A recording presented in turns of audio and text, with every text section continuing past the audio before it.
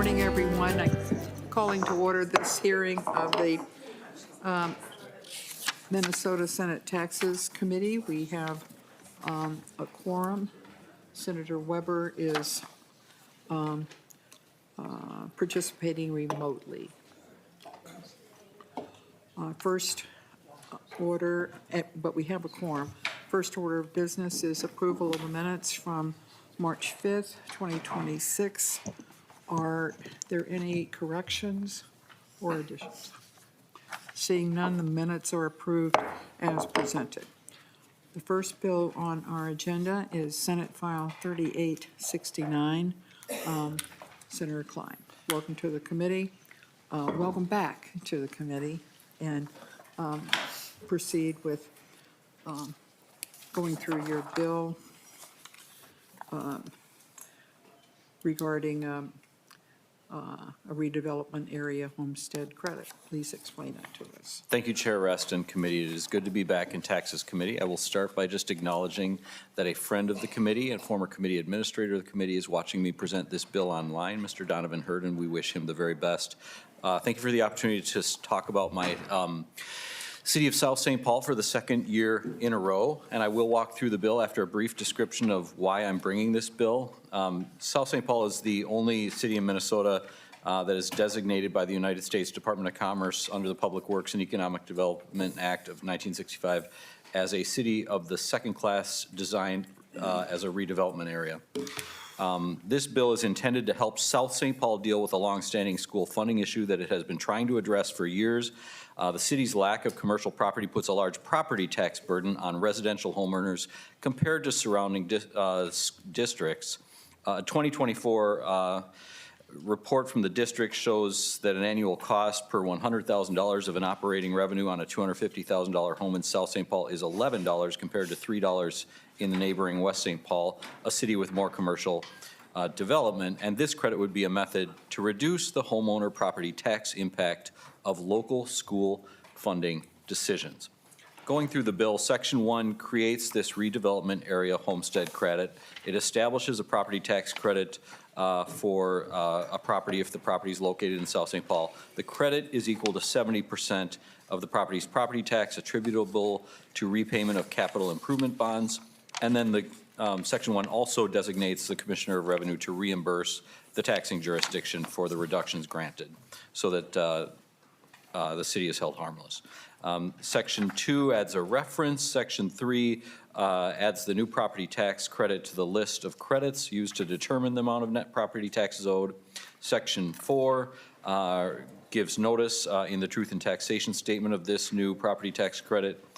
Section 5 requires South St. Paul to certify to the county auditor the portion of the city levy attributable to repayment of capital improvement bonds.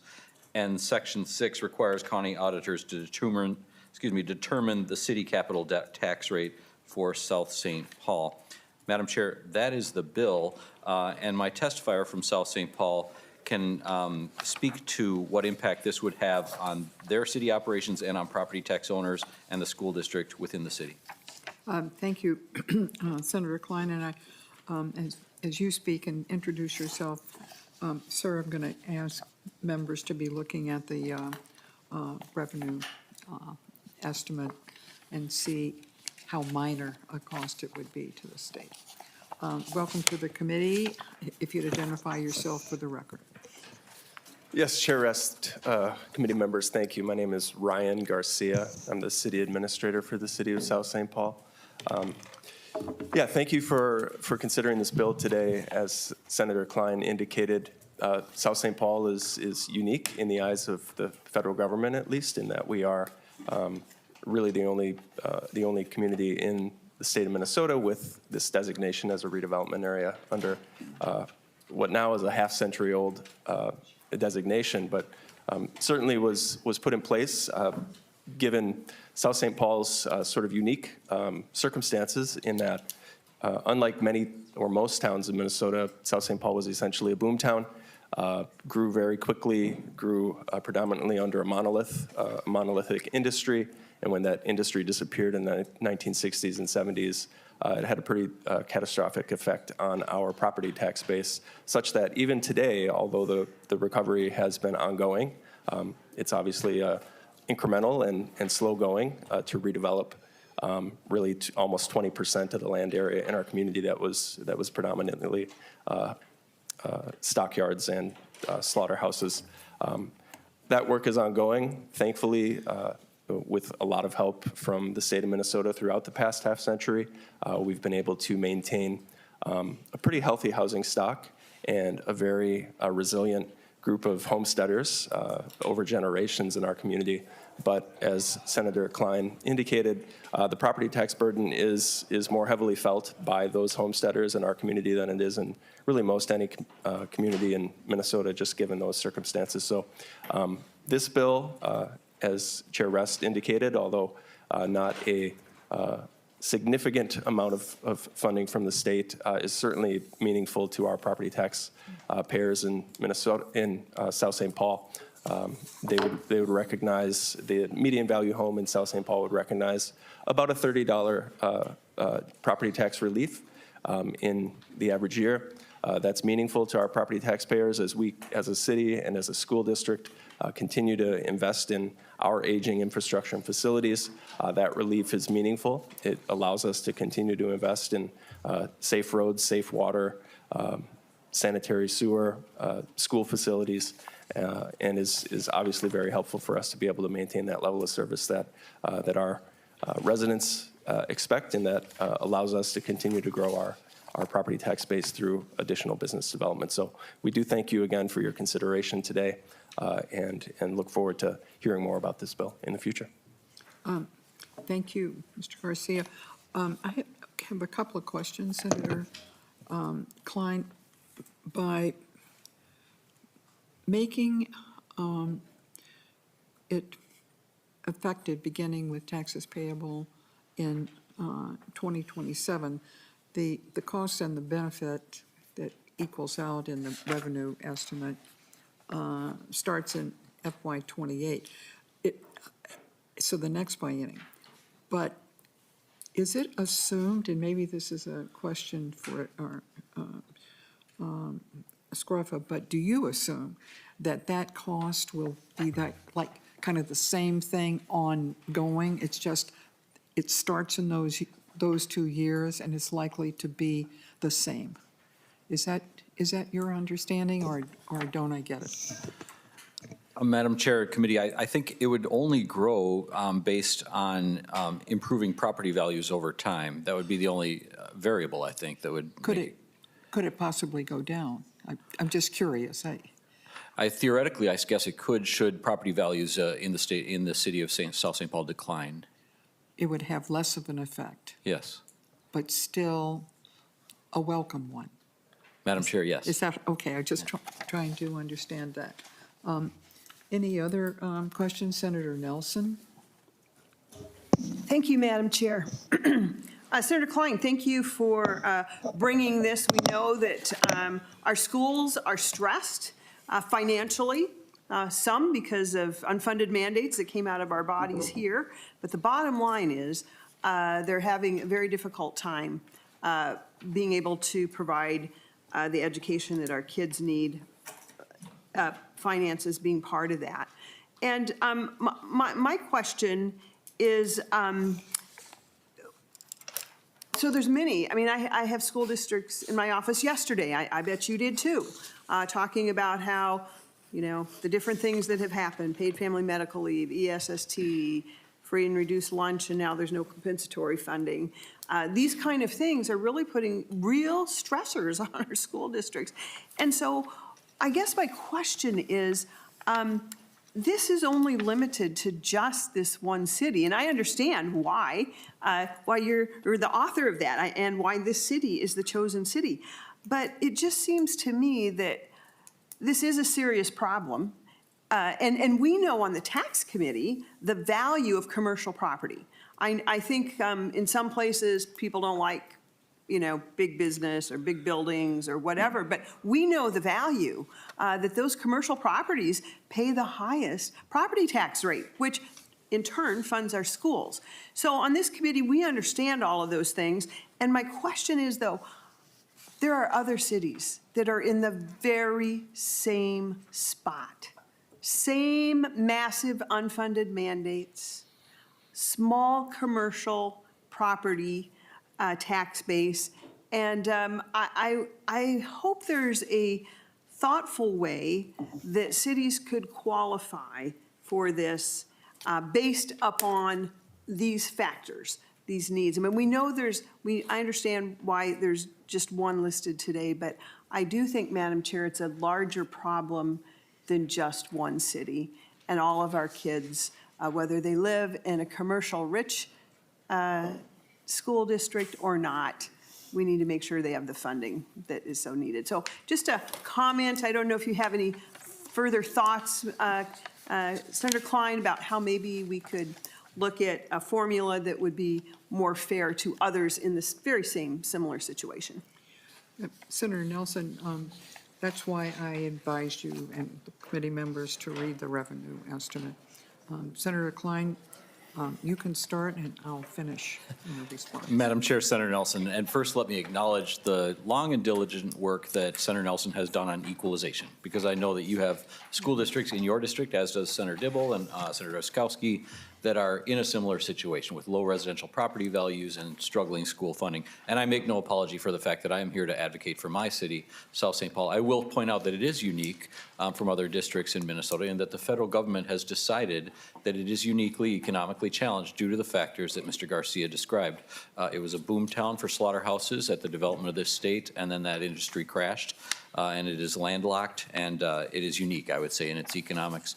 I think if there was a systemic statewide solution to equalization in Minnesota, where residential communities were able to get full school funding without sort of going to recourses like this, that would certainly be optimal. I'm here to advocate for South St. Paul. Thank you. And I'm going to ask council, the revenue estimate indicates that in South St. Paul, that 60% of the property taxes is borne by homeowners. Is that true in your city? Or is that typical? Madam Chair, members, I think a lot would just have to, would depend on the makeup of the tax base. So I think in South St. Paul, there's a large number of homesteads and not many commercial properties, where in other communities, it might be the opposite of that. Right, so this indeed is unique on more than one level and one understanding of the impact of property taxes. Senator Driscollowski. Thank you, Madam Chair. Senator Klein, so is it fair to force my taxpayers in my district to pay for your property taxes in your district? Because that's what this bill would do. Senator Klein, softball. Madam Chair, Senator Oskowski, we are a collective state. We all benefit from the educational opportunities of every person within the state. When we have a community that is struggling, I think we all pitch in to make sure that they thrive. So, Madam Chair. Senator Driscollowski. Thank you, Madam Chair. Thank you, Senator Klein. Well, I think I would echo what Senator Nelson had to say. The vast amount of mandates that this legislature and governor has placed upon our schools, our cities, and our counties has impacted all of our districts in the state, all of our schools, all of our counties, all of our cities. And we've only increased property taxes by doing that. And you're bringing forward a symptom of that in your district that is pronounced. And I understand that, but to require other parts of the state to pay for one part of the state in one particular bill, I don't know that that's, I guess it is collectivism, and the Democrats here do believe in collectivism, and you're in charge, so that might be what you're doing. Thank you, Madam Chair. Thank you, Senator Drazkowski. Senator Dibble? Thank you, Madam Chair. Just in response to that observation, it would be interesting to see how much tax revenue is generated in the metropolitan area that goes out to support a lot of other communities in a disproportionate fashion. I can just point to the county state aid highway formula for one example. Thank you, Madam Chair. Thank you. Senator Hauschild? Thank you, Madam Chair. There's been a lot of talks about mandates in this committee today. And I just want to point out that when we have mandates from the DFL in the state, it goes to programs to help young mothers stay home with their children. It provides free school meals to children in our schools. When the Republicans at the federal level pass down mandates, it's to cut programs for pregnant mothers. It's to cut programs for the most vulnerable on Medicaid. It's to pass those mandates on to our local counties without funding, unfunded mandates. That is the difference between the two parties when it comes to these mandates. And it's ironic that we hear a lot of talk about these mandates that have happened at the state level to support people, and we don't talk about the federal mandates that have hurt the most vulnerable. I think that's the distinction, and I think Senator Klein is just trying to make a change that can help support his city, but I just wanted to make that distinction because I think it's very stark. Thank you, Madam Chair. Thank you, Senator Hauschild. Senator Putnam? Thank you, Madam Chair. I just wanted to provide a little bit of context for our situation when it comes to school funding as someone who has unique and perhaps uncommon intimacy with school budgets in at least two ways. And that's that St. Cloud School District is the poorest school district in the state, subject to all of the requirements that the state has suggested, and yet it has had a balanced budget for the last 2 years. One of the problems with our education funding right now is we had mediocre superintendents who made bad decisions and were afraid of right-sizing their budgets. It is not simply an issue of responding to the good programs that the state has put forward to help our school districts thrive. Any further discussion? Thank you very much. Senate File 3869 will be laid over. Thank you, Chair and Committee. The next bill is Senate File 3896, Senator Paul.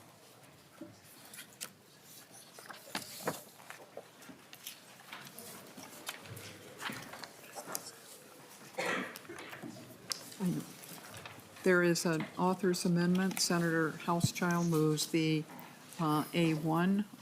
All those in favor, please say aye. Aye. Opposed, say no.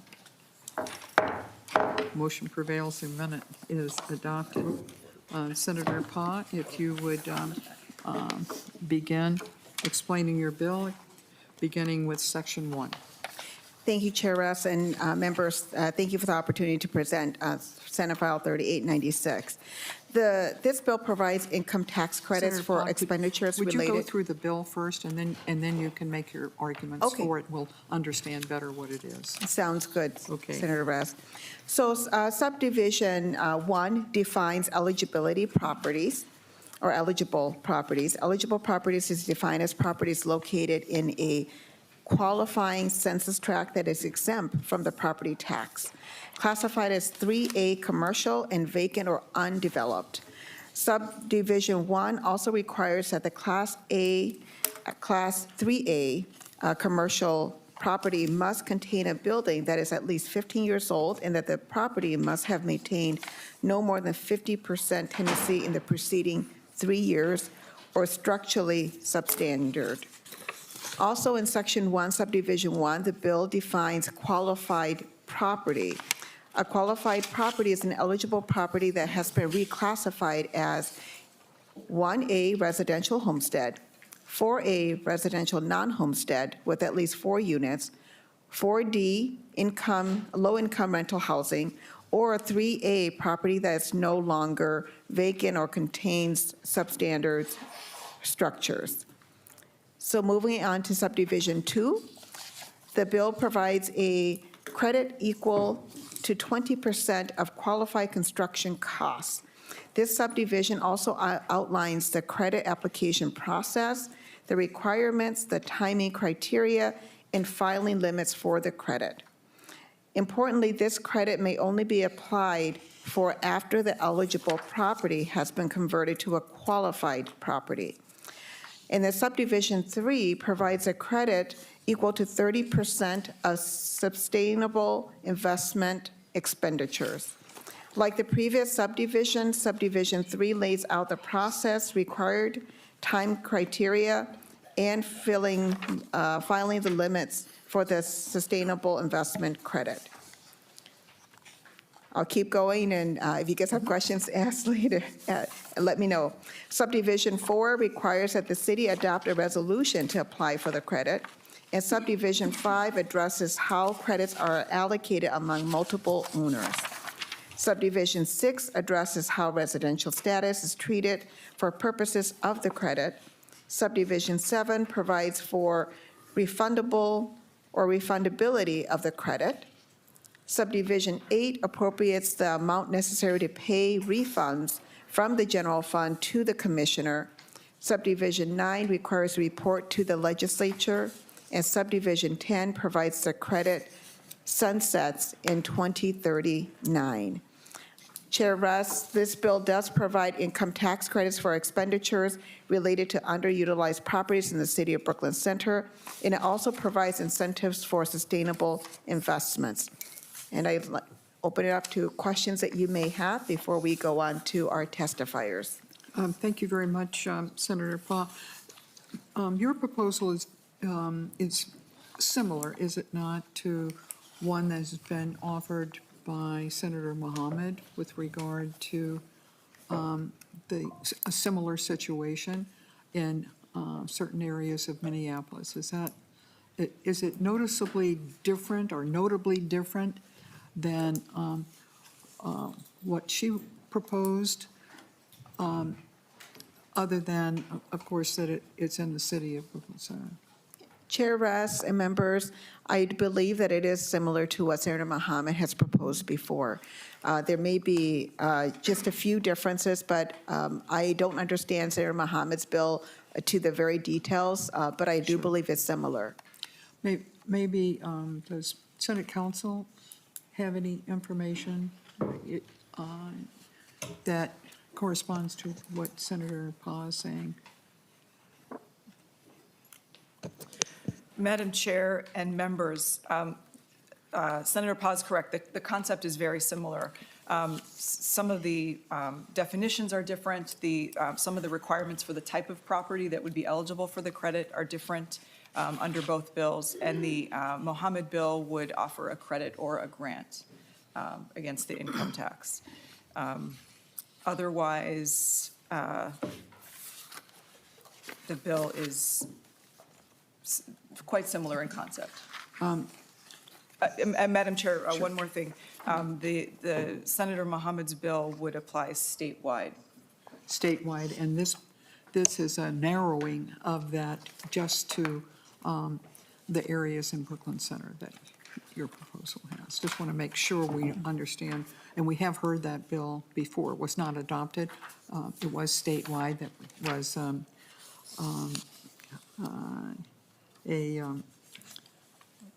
a huge effort, and yours is very targeted, and I appreciate that.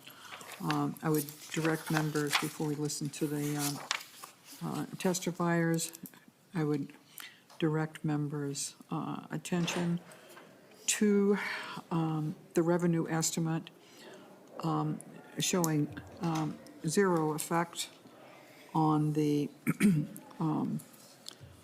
beginning in tax year 2026, zero effect through, at least through 2029. And particularly, I note the attention in the revenue estimate between eligible property and then the qualifying property. So I particularly note that 4D is included as a qualifying property, and of course that means a lot to me in terms of support for low-income rental housing in partnership with landlords. We'll turn to the testifiers unless someone has a question of Senator Paul. Thank you, Chair Rest.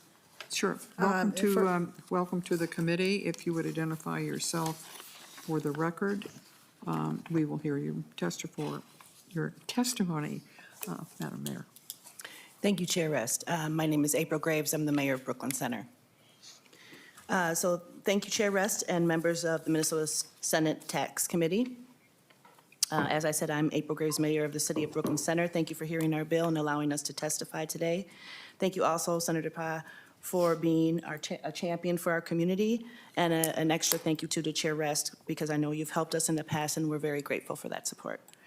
Brooklyn Center is a wonderful community, and I invite all of you to visit us sometime. I want to share a little bit about us so you can get a picture in your mind of who we are and why we need this assistance.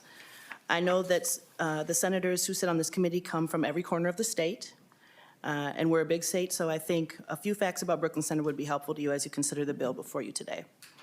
Brooklyn Center is the most diverse community in the region. 57% of our residents are people of color, and a quarter of our residents are foreign-born. The city of Brooklyn Center has the lowest median income in the region and the highest property tax rate in Hennepin County. Brooklyn Center residents pay more for the exact same city services as residents in surrounding suburbs, and this is an issue of economic resiliency. Unfortunately, our city has experienced significant disinvestment over the last several decades, which has eroded our tax base. Despite this, Brooklyn Center is rich with cultural diversity and has a resilient and entrepreneurial spirit. We are home to more small business per capita than any other suburb in Hennepin County, and we want to preserve the richness and grow our tax base. The city has made a significant redevelopment site that this bill addresses. A map of it has been provided to the committee for your review. The city has made significant investment in the acquisition and demolition of properties within the site. Our goal is to develop an exciting mixed-use development, which we believe will grow our tax base 12% when developed. As delineated in the materials you received, this bill establishes the Brooklyn Center Economic Revitalization Pilot Act, limited exclusively to the city's economically distressed Federal Opportunity Zone census tracts. It builds on existing Federal Opportunity Zone benefits by adding state refundable tax credits to accelerate redevelopment of key underutilized sites, primarily the city-owned Opportunity Site. A master plan was approved in October 2024 for a mixed-use new downtown with housing, commercial, parks, and childcare. The Heritage Center site, which is largely owned by the city, and the struggling Shingle Creek Shopping Center, which is the former Brookdale Mall site. This pilot drives private investment, job creation, and new tax revenue to ease residential tax pressures without creating any statewide program precedent or ongoing general fund obligation. Madam Chair and members, I and the Brooklyn Center City Council, as well as our community members, want to work with you to see what we can create together. Thank you for allowing me to testify today. We're available for any questions that you might have. Thank you, Madam Mayor. Are there questions, Mayor? And maybe Senator Pa or Mayor, you know the history of it, but if not, I think it's important for our members to understand where the Opportunity Zone law comes from and how, if you know, it's been used in any general manner. Do you know? Chair Rest. Yeah, if you can talk about opportunity zones, that would be very helpful. I don't necessarily think I'm the best person to talk about it, but I know that it was an effort to, bring development opportunities to distressed areas of specific cities. And I know that we've had it in existence for quite a while, and it hasn't been quite enough to really spur that development forward. But I don't know if there's someone else that might be able to speak to it better. Does council have any additional information to put this proposal in terms of its relationship to the Opportunity Zone law and how that's worked in Minnesota, if you have any information about it at all? Or when was the Opportunity Zone provisions adopted? Madam Chair, I don't know the answer to your last question. I can certainly find out in just a moment. as to how this proposal would work in relation to opportunity zones. They kind of work in parallel, I guess. That's a federal designation, and the federal legislation allows governors to designate certain zones to be qualified opportunity zones. And then for federal tax purposes, there are federal tax benefits for certain qualifying development within the zone. This would be kind of a different mechanism than the federal opportunity zone tax benefits. They kind of, again, work in parallel. They don't have one exact thing to do with the other. So the opportunity zones restrictions or eligibilities do not control this, but it's just very similar as a state program, and in this instance, simply for these 6 census tracts in Brooklyn Center. Is that correct? Madam Chair, yes, that's correct. My understanding is that the census tracts that are listed in this bill also correspond to the census tracts of the opportunity zones. So that's the similarity and the connection. Senator Drazkowski? Thank you, Madam Chair. As I look at this bill, we have, again, our second bill before us where we're using the tax code to bail out selected local units of government and essentially force people from around the state to pay for the costs of their properties in those particular jurisdictions. But I have some questions. The first one is, I'm wondering, Senator Powell, why does it need to be a refundable credit? Could it be non-refundable credit instead? Why does it need to be that generous? Chair Senator Russ, Paul? Senator Drazkowski, we have thought about that, and we thought a refundable credit would be a good incentive to get development there. This piece of land has been undeveloped for almost 20 years. We haven't been able to find the type of investment into this opportunity site for a very long time, despite much hard work in marketing to try and get investment here. And we feel like this would be a way in order to incentivize development there that's much needed. Again, Brooklyn Center's tax base is struggling, and this would add 12% to their tax base, which is humongous. Madam Chair? Senator Drazkowski? Thank you, Senator Pobb. I also noticed that on the revenue analysis, it suggests that based on what is currently in front of Brooklyn Center, that it would be a $9.1 to $9.4 million expense to the state, to the taxpayers of Minnesota in the next biennium. So as we think about the timing of that, it is going to, this would, I don't know if applying this would be super responsible, Madam Chair, of us to put this into law in the next biennium when the structural deficit that we have there is there and not fixed yet. This would simply make it worse and put us in a worse position. So those are some issues I saw with the bill. Thank you, Madam Chair. Yeah, thank you, Senator Drazkowski. Senator Drazkowski is referring on the revenue estimate to the revenue analysis detail. And the, as we develop budgets, et cetera, we do it for current biennium and then a planning period, and loss that he mentioned, estimated loss of revenue would fall outside of the forecast window, but it doesn't mean that it's not real. So just want to point that out, even though it is it remains an estimate.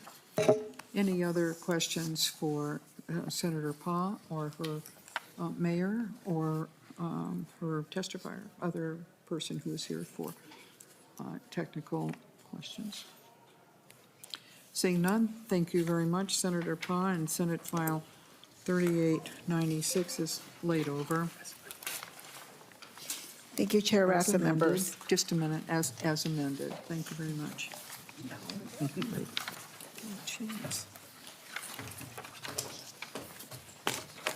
Okay, next bill, Senator Putnam.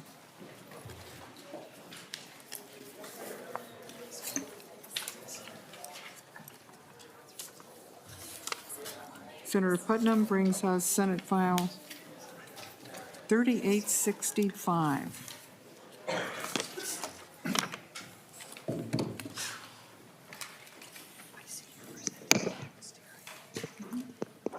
Senator Putnam, you may begin when you're ready. Thank you very much, Madam Chair. Senate File 3965 would exempt AmeriCorps members' living allowances from state taxes. I'd like to thank my co-authors, Senators Nelson, Gustafson, and Kunesh. Madam Chair, to walk through the bill very briefly, it's a very short bill. Section 1, Minnesota Statutes 2024, Section 290.1032, Subdivision 16 is amended. Subdivision 16 now says, AmeriCorps living allowances and stipends, National Service Educational Awards, and then subsections 1, 2, 3, and 4 then identify which specific programs we're discussing. That's the bill in its entire, and then it ends with an effective date, Madam Chair. That's the bill in its entirety. Madam Chair, every year about 2,000 people make Minnesota stronger by helping people, whether they're in long-term recovery from substance abuse, or they tutor children in reading and math, or they help us heal after a natural disaster. These people are as diverse as America, young folks, mid-career professionals, all kinds of people. Madam Chair, I think a lot of us probably know of AmeriCorps as a program for young folks who are trying to pay for college. But something I learned from our friends up here is that the education benefit is transferable. And nowadays, we have grandparents who are serving in AmeriCorps to give their children an opportunity at higher education. I think this is a beautiful program. I've always had tremendous respect for AmeriCorps, but understanding its full complexity and its full scope, I think, is a further imperative for us to support the people who are doing this great work. When these folks do this national service, they receive a modest living allowance and a post-service education award that they can apply to loans already received or put toward future education. Currently, Minnesota does not tax the education award component. This bill simply achieves a kind of consistency by extending that consideration to living expenses. The state currently does not recognize the living allowance as earned income. It is not considered income in the calculation of other benefits like child care or housing assistance, for example. Senate File 3865 provides an additional incentive to service, but it also makes that service more sustainable for the wonderful people who have already stepped up to do it. Today we have Ms. Julia Conrud, the CEO of Serve Minnesota, which is the state's Commission on National and Community Service, and she's here to provide some further detail and discuss some of the impacts of this important change. Madam Chair, if we can turn to testifiers. Okay, first, are there questions for Senator Putnam?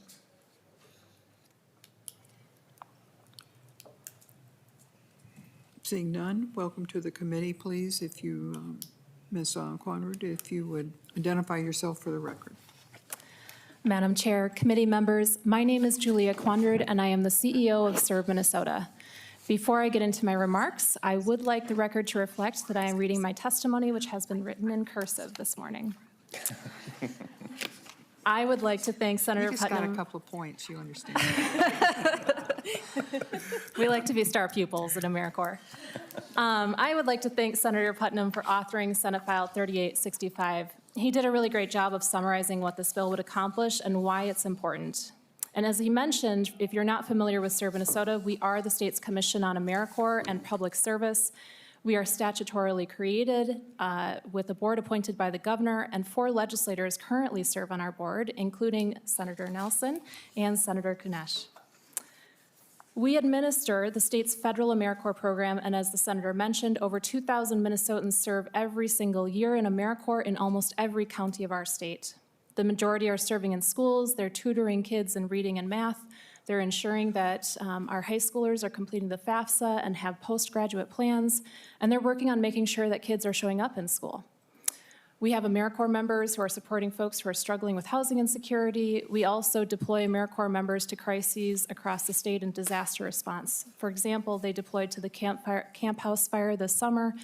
They deployed to support Bemidji with cleaning up from the derecho this past summer, and we're preparing to deploy to Bemidji again to continue supporting derecho cleanup. So Senate File 3865 exempts that living stipend from state income tax. And we know that those AmeriCorps members, when they sign up for a year of service, they're not doing it because of the money. They're making only about $15 an hour on average. And so this bill would put a little bit more money in their pockets. And it's especially meaningful for those AmeriCorps members who are retirees, as well as those AmeriCorps members who are using their AmeriCorps experience to increase their skills and prepare to enter the workforce. Minnesota has already led the nation in exempting the education award from income tax. That federally administered award is used to repay student loans or qualified additional training or education.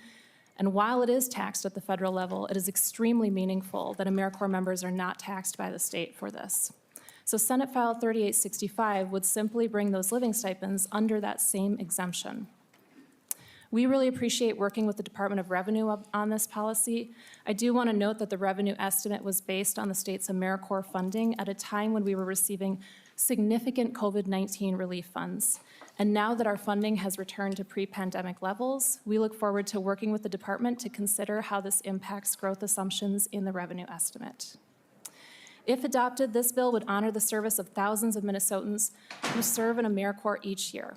Not only would it serve as a powerful recruitment tool to encourage more people to step up to serve, it would further strengthen this state's service-to-career pipeline, bolstering our efforts to help AmeriCorps members translate their service into a meaningful career in Minnesota.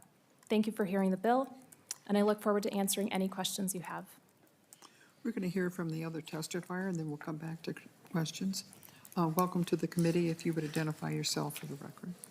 Thank you very much. Madam Chair, committee members, my name is Alana Stimes, and I am the Executive Director of Minnesota Programs with AMPACT, the nonprofit that works with Serve Minnesota to deliver some of our state's highest impact proven AmeriCorps programs, including Minnesota Reading Corps and Minnesota Math Corps. I am also a former AmeriCorps member, and I served for 3 terms of service in the Twin Cities many years ago. We strongly support Senate File 3865, and instead of repeating all of the important points Senator Putnam and Ms. Quanrud made, I thought it would be helpful to provide a couple of examples of how this bill would directly impact the AmeriCorps members. So one example is Mary. She is an amazing reading tutor serving at Nevelin Elementary in Austin, Minnesota. She's a recent retiree who wanted to give back to her local community and is serving at the school where her grandkids go. She and her husband file their taxes jointly. So if this bill's passed, the bill would lower their combined taxable income. And as Ms. Quanrud said, AmeriCorps members don't serve to get rich, but exempting their living stipend from income tax would help Mary's family and send a strong message to her that Minnesota values her service. The second example is Michelle. She served with Recovery Corps in Minneapolis. Recovery Corps supports people trains AmeriCorps members with lived experience in recovery from substance use disorder to deliver evidence-based strategies to support others in their own recovery from substance use disorder. Michelle served as a recovery navigator and gained invaluable workforce experience by serving in the program. And she had a goal of obtaining full-time employment as a certified peer recovery support specialist after service. Recovery Corps paid for her training to do that and gave her kind of that hands-on experience to test out if this was a good fit for her. Hint, it was. But during her service, Michelle worked a second job as a server with a local catering company on the weekends. And so the combination of her living stipend from Recovery Corps and the wages from her second job put her over that personal exemption limit. So this bill would help folks like Michelle get a little bit of modest tax relief while supporting their long-term career goals. And yeah, Michelle is now working as a certified peer at a local nonprofit. So these are just 2 examples of how this bill would help Minnesotans who are stepping up to serve their communities. Our members serve in nearly every county in the state, so we know the impact would be felt in every corner of Minnesota. Thank you very much for the opportunity to testify, and thank you, Senator Putnam, for supporting our state's AmeriCorps members. Thank you very much, Ms. Stimes. Questions? So if this income, modest though it may be, on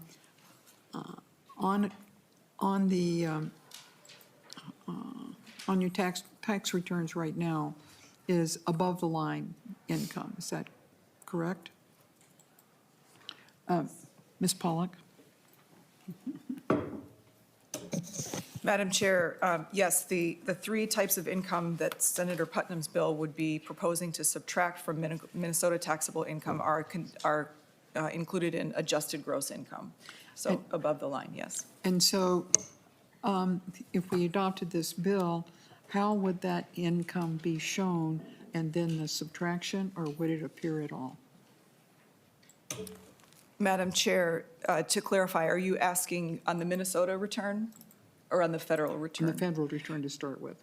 Madam Chair, there would be no changes if this bill were enacted to how this income appeared on the federal return. It would still be there. is what I'm Correct, saying. Madam Chair, yes. It would only be noted as when, after all the applicable provisions for adjusted gross income, when it came to Minnesota, that's where the subtraction would occur, not on the federal return. So just wanted to make sure that that's how the revenue estimate works.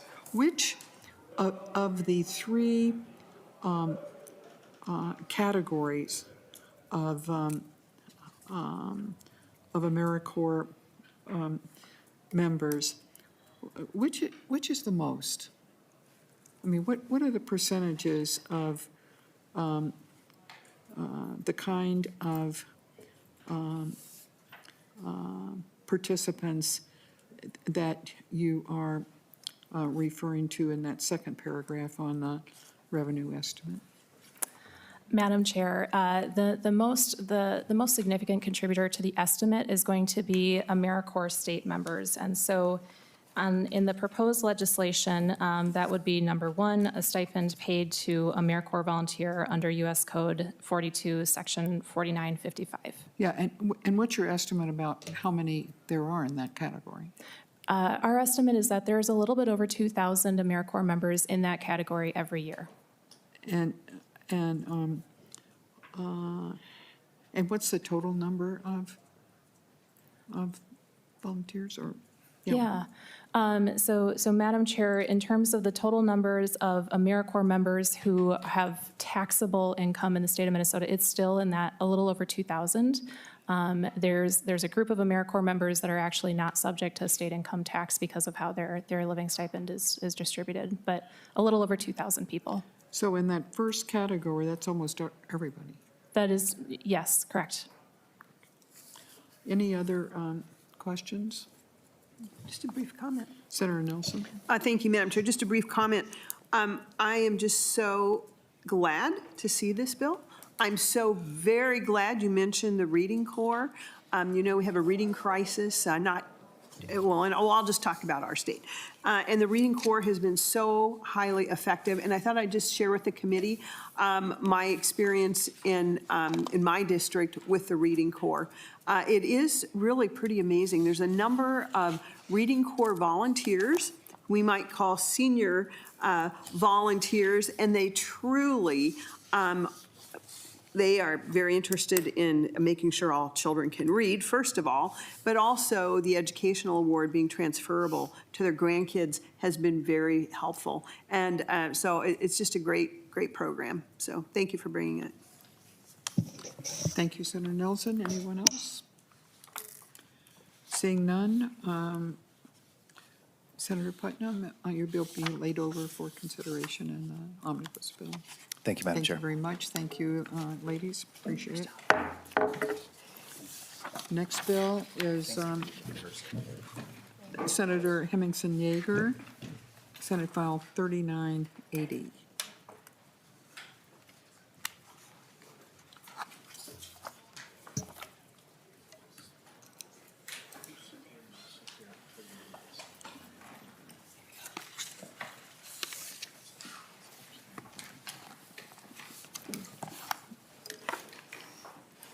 Senator Hemmingsen-Jaeger moves the A1 amendment. It's an author's amendment. All those in favor, please say aye. Aye. Opposed, say no. Motion prevails and the amendment is adopted quietly. Senator Hemmingsen-Jaeger. Thank you, Madam Chair. Thank you, members. Good morning. Thank you for hearing this bill this morning. just to kind of do a walkthrough. So thank you for adopting the amendment that will take out a chunk of the bill.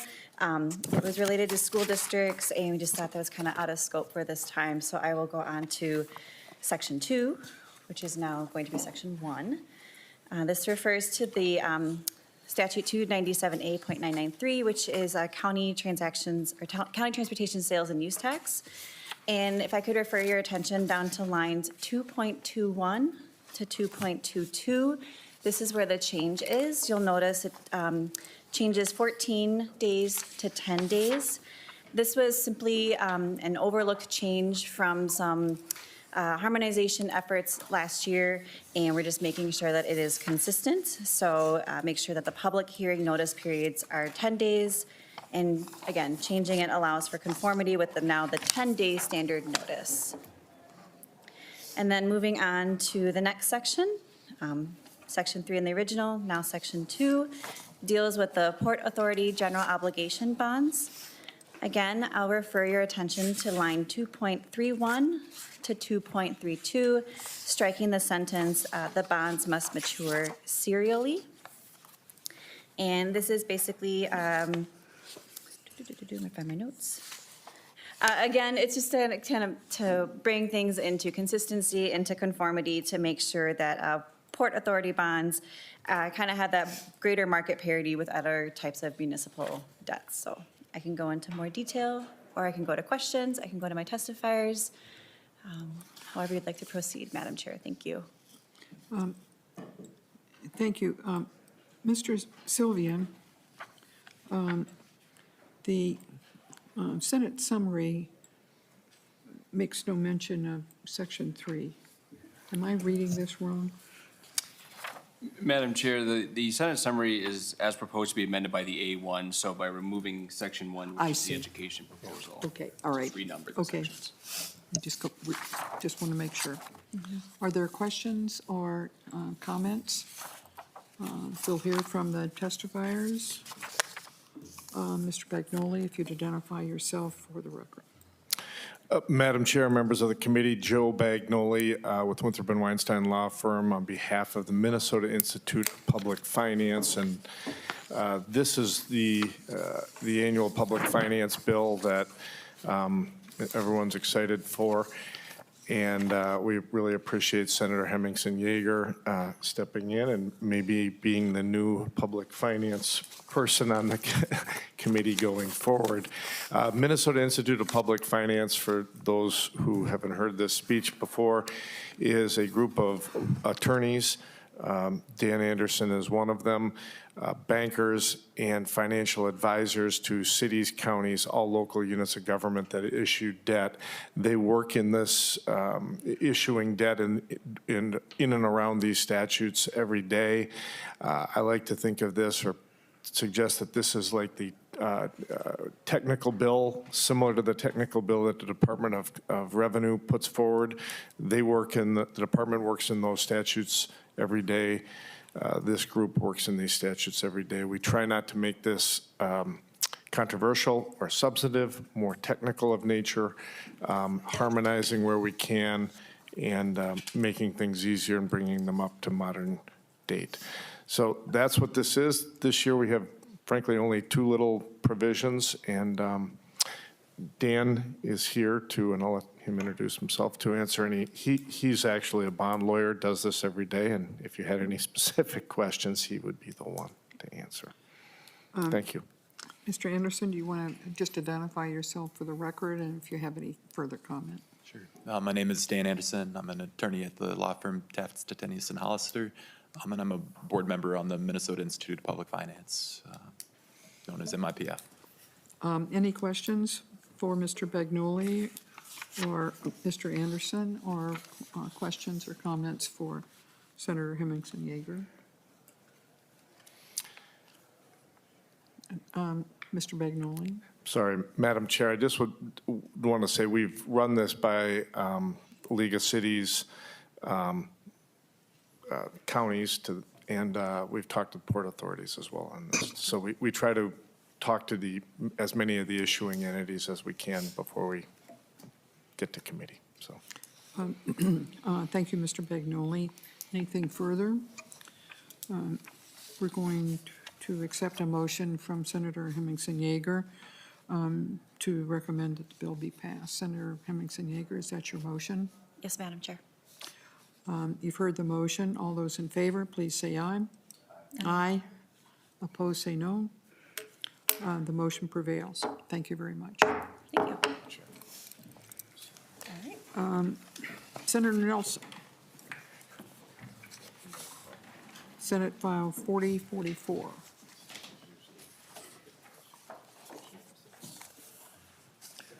Well, Senator Nelson is coming forward. I know members have noticed that there have been 3 or 4 bills that have been sent to the floor of the Senate. I'm checking on all of those to be sure that we would have to wait for a House file to come over before they could be taken up. Have my fingers crossed, and maybe a couple of them can be sent to the House, independent of the House's initial action. Senator Nelson, yours is not one of them. Senator Nelson. Oh, thank you, Madam Chair and committee, for hearing Senate File 4044. I also want to thank my co-sponsor, Senator Port, our Housing Chair, Committee Chair, and we had a great hearing in that committee as well. And they sent it here. I'm so glad they sent this to the Tax Committee for review. What I thought I might do, Madam Chair, is just do a very brief overview of what the state housing tax credit is and then the 2 changes in the bill. Yeah, we'd welcome that. Thank you, Madam Chair. The state housing tax credit is a creative way to help finance housing throughout the state.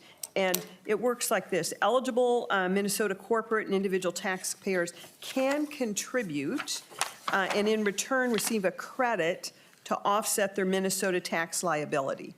And what is special and unique about this program is that its contributors can choose to either contribute to a general pool of housing projects to be awarded by Minnesota Housing, or they can contribute to a specific project that might have some significance for their community or a passion of theirs. And the bill before you today, members, includes 2 brief changes to the highly successful state housing tax credit. Oh, might I just take a moment and divert and say that this program took 6 years to get through, but this past year it received a national award for its innovation and success. But there is still a couple things that we can do to make the program even better, members and Madam Chair. And you will see that in Section 2 of the bill. And it's a pretty common thing to make sure that we have geographic balance within our state. We've done this for other things as well. And so Section 2 requires in the bill before you now, the new requirement that 50% of the credits be allocated for qualified projects in greater Minnesota up until September 30th. Now, after September 30th, if those, there's a limit, obviously, on the credit amount total for the state, $9.9 million. And after September 30th, of course, if there's still funds left, those are available to the full state. We just want to make sure that we try and get to that geographic balance. Section 2 is modeled after what we've done with the angel investor tax credit to assure or try to assure geographic balance. And then Section 3, members, Madam Chair, it allows two of the programs that we have to work together. It allows the state housing tax credit to also be combined then with the Minnesota Workforce Housing Development Program. And the income guidelines continue for the Workforce Housing Development Program, and it allows both of those to work together. So that is kind of the gist of the bill. And what I'd like to do, if I could, Madam Chair, either answer any questions or turn it over to my testifier, who can tell you exactly how it's working in one part of the state. How about we hear from your testifier, and then we'll go to questions or comments. Madam Chair, I'd like to present. Sure. I will welcome her on behalf of the committee. If you would identify yourself for the record, you may begin your testimony. Thank you, Madam Chair. Thank you, members of the committee. Good morning. My name is Jennifer Woodford. I'm the president of Rochester Area Foundation and our subsidiary housing organization, First Homes. Like many communities throughout Minnesota, Rochester and Olmsted County are experiencing a significant housing crisis. While we are lucky to have strong job growth, that is offset by the fact that we do not have nearly enough housing to accommodate our growing population. With a 50% increase in housing production costs and a 63% increase in existing housing sales prices over the past 6 years, many have all been given up on their dream of owning a home and building generational wealth for their families. For the past 25 years, our organization has been dedicated to providing affordable housing options. We use a community land trust model to bring affordable home ownership opportunities to low to moderate income individuals and families. Our work relies entirely on partnerships that allow us to build homes and subsidize them so that families who earn 80% of area median income or less can afford to buy a home. We are currently building 6 larger homes designed for multi-generational living. We would not be able to build these homes in a timely and affordable way without many partnerships and tools, including the state housing tax credit. The average home sales price in the Rochester area is now nearly $395,000. The funding that was designated for First Homes through the state housing tax credit process has allowed us to sell these brand-new, larger, multi-generational homes for $250,000, making them affordable to families who are otherwise completely priced out of the market. And because these homes are in our First Homes Community Land Trust, the investment by the state and by Minnesotans who use the state housing tax credit will be passed on from homeowner to homeowner and protected in perpetuity. We urge you to strengthen the state housing tax credit to support affordable homeownership in both Greater Minnesota and the 7-county metro area. This investment will ensure that Minnesotans can realize their dream of homeownership well into the future. Thank you so much for the opportunity to testify. Thank you. Welcome to the committee. Ms. Brennan, if you'd identify yourself for the record. Thank you, and good morning, Madam Chair and members of the committee. My name is Andrea Brennan, President and CEO of the Greater Minnesota Housing Fund. We are Minnesota's largest housing-focused community development financial institution, or CDFI. Since 1996, we have invested more than $1.2 billion to create or preserve more than 24,000 affordable homes, both rental and homeownership, in more than 200 communities throughout the state of Minnesota. Minnesota faces a shortage of housing that is affordable to the local workforce. My colleagues and I engage with communities across the state about their housing needs, and we consistently hear about the need for more resources and flexible tools. The state housing tax credit is an excellent example of a financing tool that is flexible in its ability to meet a wide range of housing needs in rural, urban, and suburban communities in the metropolitan area and throughout Greater Minnesota. The state housing tax credit is particularly valuable in supporting 3 underserved areas: the preservation of existing affordable housing, new workforce housing, and new homeownership opportunities, especially in Greater Minnesota. The state housing tax credit is a catalyst for increased private investment in housing. The state housing tax credit is very effective in rural communities where many other resources don't work as well. Pairing the state housing tax credit with the Greater Minnesota Workforce Development Program is a smart and simple policy change that will streamline state investment in workforce housing in Greater Minnesota. The state housing tax credit is a successful tool that is effective and efficient in furthering its public objective to support homes we can afford across Minnesota. We support efforts to strengthen the effectiveness of this valuable resource. Thank you. Thank you very much. We have one more testifier on remote, Mr. Nathan Thompson, I'm sorry. If you would identify yourself, please, for the record.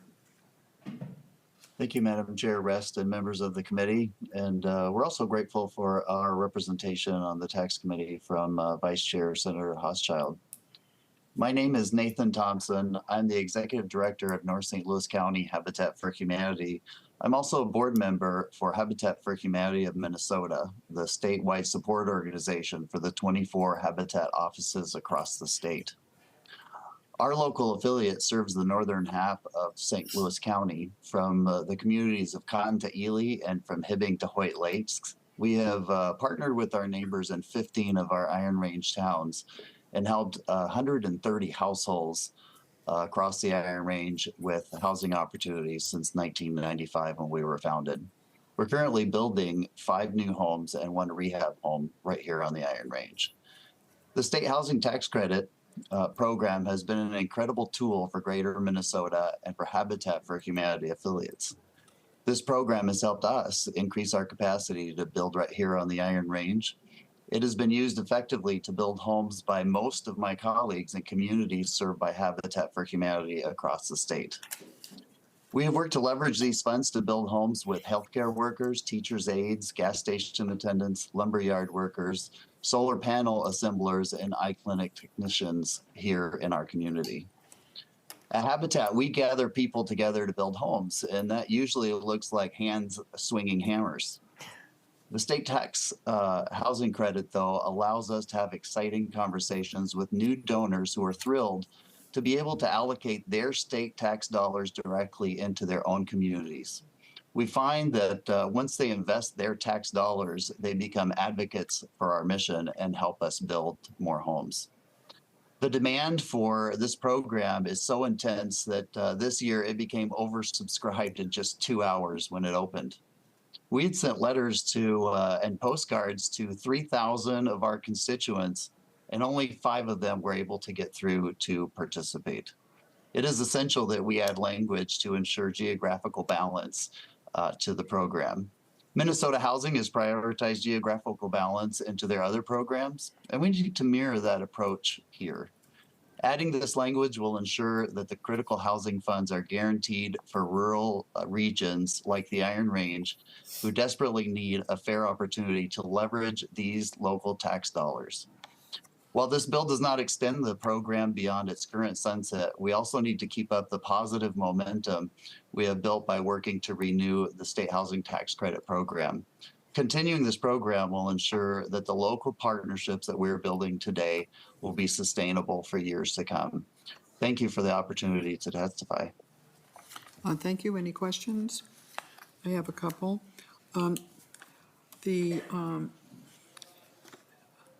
In the past, or you'd mentioned for this year, the testifier, but Senator Nelson, that the $9.9 million was applied for within a couple of hours. And it's not an entitlement, so once that's gone, it's gone. What is the history of who applied, how many were waiting, and why is there no one here from the metropolitan area testifying in favor of this bill? Madam Chair, all good questions. I'll do my best to get to as many as possible. The first question is the history of how quickly the program has been oversubscribed or reached the maximum. Yes. And I will tell you, in 2023, it was 70 days. In 2024, 290 days. And in 2025, 53 days. And in 26, as you heard, 2 hours. And I think that begs the question, why?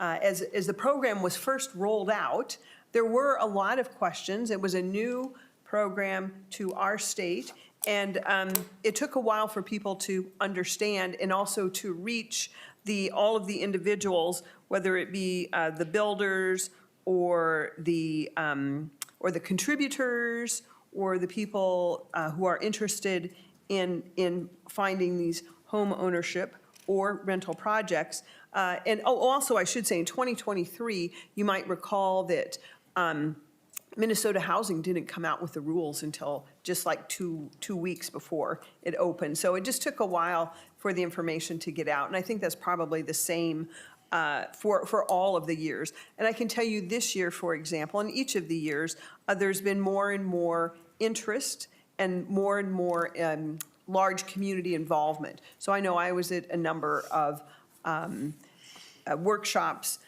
You might recall Mary Tingerthal, the former housing commissioner. She's been very involved in making sure people are aware of the program. And that would include not only the contributors, but the developers. And we have to thank Minnesota Housing Partnership as well. They have been phenomenal in keeping up a website so that the information is out there so people can participate. So the need is being filled up. I should say the requests are filling up quicker every year, I think, as the word gets out. I think a second question was, how is this shaping out? I know this was a question for me too. I still believe that home ownership is really one of the best generational wealth builders. And that's another thing I liked about this program. It's applicable to both home ownership and rentals and multifamily rentals. And 57% of the projects through 2025 were for home ownership projects, and 43% were for rental projects. So, and then I think you might have had a couple other questions that I didn't hit, Madam Chair. The split between Greater Minnesota is defined in your bill and the metropolitan area in the past. Yes, the 50% split is, as I said, modeled after the angel That's not investor what I tax asked. credit. Why is no one here? No, I asked, in the past, how have the dollars gone out? I mean, you're getting away from the first who's applied, from reserving half of it for Greater Minnesota. I'd like to know what the history is of where the projects were. Was it close to 50-50? Was it 80-20? Was it 90-10? Was it 95-5? What was it? Oh, I can tell you, and I'm assuming this is through the history of 2023 through 2023. Whatever we have 26. the information The information through 2025, sure, we don't have 26 yet. 60% of those projects are in Greater Minnesota, and 40% are in the Twin Cities. And so you might think, well, why do we need this provision then, that it's 50-50? And I think that's a reasonable question. But I think part of it too is well, first of all, I should apologize for not having a testifier here from the metro area. There are plenty. Oh, you're in the metro. Okay, so we do have that testifier here. But I think I modeled it after the angel investor tax credit, and after September 30th, the credits are open to anyone. It is true in Greater Minnesota, it's a little bit harder to actually get those investors, the developers, get that information out, yet the need is great. But I understand your question, and hopefully the best information I have is 60-40. Currently, 60% projects are in Greater Minnesota and 40 are in the Twin Cities. So I'm curious about why you would take 10% of those projects that are currently going to Greater Minnesota and make them available and only serving the metropolitan area. Why would you have a bill that did that? And making it 50-50 rather than what the current system avails itself of is 60% in 40%. Greater Minnesota. Yes. Greater Minnesota. Yes, and to note, that provision is for the first 9 months. So after that, the final 3 months of the year, it's open to whatever's left. But as you saw, it's oversubscribed within 2 hours. Yes, you saw that. So I looked at what we're doing with the angel investor tax credit, trying to match that geographic diversity. But again, I think it's always important to have, because it is harder, I think, in the non-metro area to get all of these things in a line and get them in, and find the developers in perhaps some of the smaller areas. But I think at the end of the day, we want to make sure that, yes, there's as much geographic diversity as possible, but we also want to make sure that all of the available funding is secured and able to go out for affordable housing. That's why I think it's important, Madam Chair, that the last quarter of the year, that distinction does not apply. So it's just through September. Well, Senator Nelson, it's my impression that brokers for these credits don't wait until January 1st. They are active in October, lining up investors so that those credits can be applied for as soon as the door is open.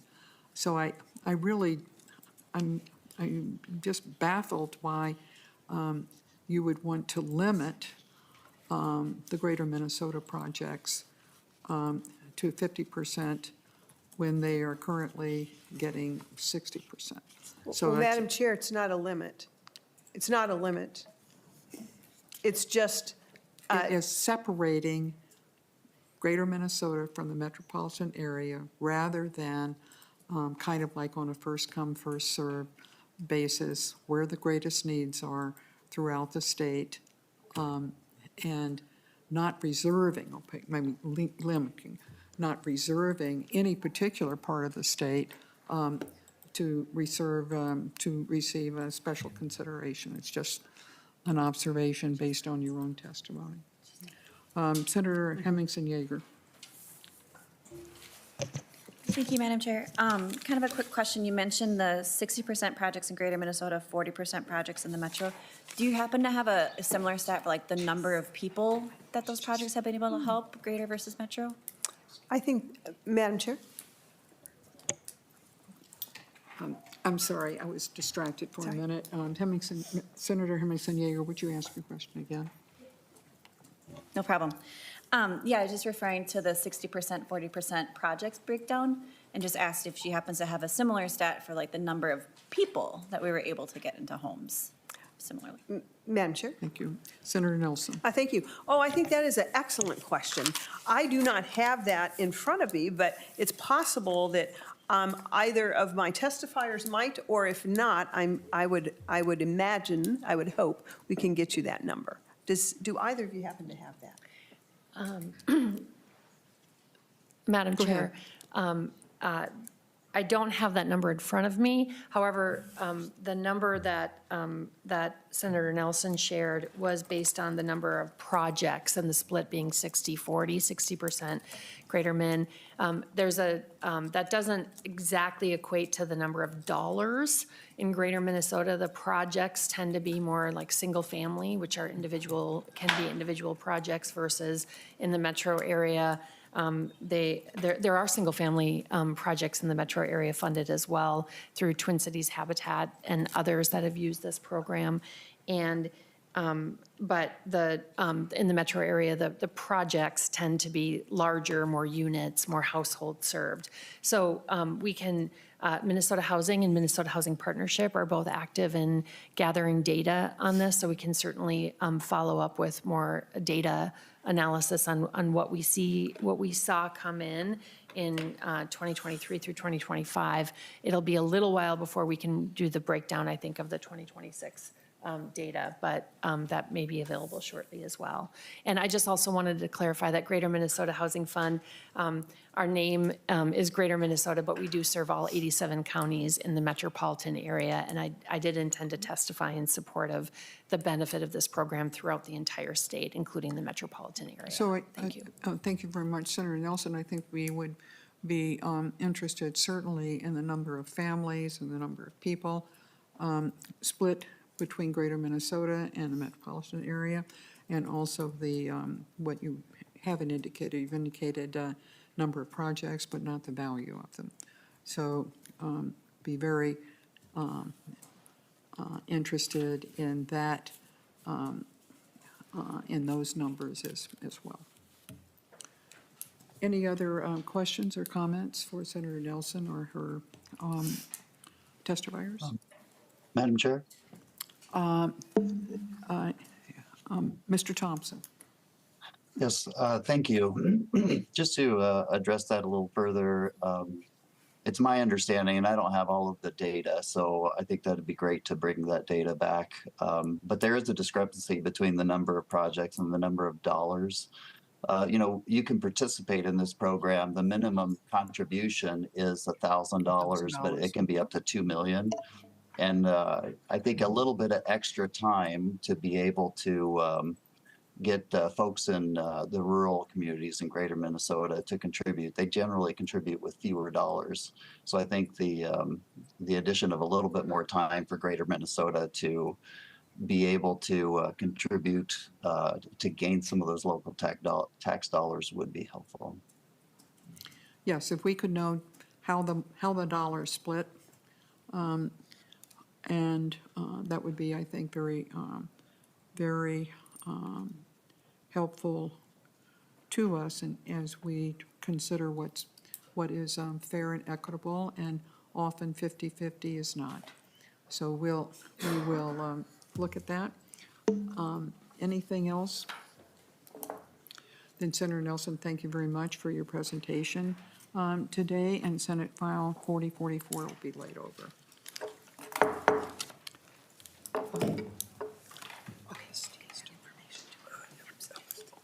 Tomorrow, members, we will be having beginning a series of LST bills. And I think one is a food and beverage. One is an extension of a food and beverage tax that is due to expire, and they're asking for a extension of that. It's Senator Weisenberg's bill. There being no further business before the committee, we adjourned.